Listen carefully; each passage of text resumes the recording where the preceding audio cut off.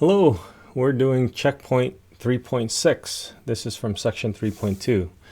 I want us to find the derivative of this function, f of x is equal to x squared. Now, in terms of derivative formulas, we know that the derivative, let's say d dx of x to the n for some integer n, positive integer n, is going to be n x to the n minus 1.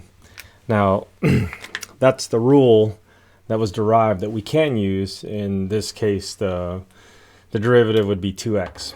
But I think the idea behind here is to use the formula for the derivative. So let's go ahead and do that.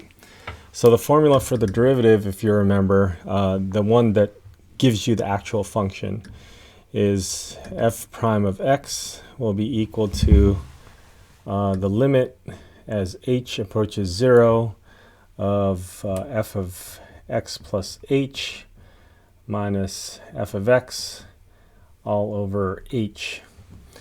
We saw this formula in the previous section where they used it for a specific value for x to find the slope at a point.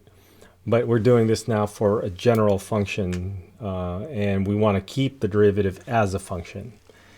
So if our f of x is equal to x squared, let's go ahead and put that here. F prime of x will equal to the limit as h approaches 0 of, this is going to be x plus h quantity squared, because that's the function, minus x squared all divided by h. Okay, so let's just go through the process and use our limit rules to see if we can simplify this eventually. All right, so we're gonna, because if we put h in there, h0 in for h, we're gonna get 0 over 0, which we know is indeterminate. So we'll see if we can do some simplifying. And we'll start off by expanding x plus h quantity squared. So that'll be x squared. There's going to be a middle term, 2xh, and the last term is going to be h squared. And then you have minus x squared all divided by h. Now we can see that the x squareds would cancel. So we can go ahead and cancel that. And we will have the limit as h approaches 0 of 2xh plus h squared divided by h. Now we know that there's an h in a couple of places on top for each term, so we can factor out an h.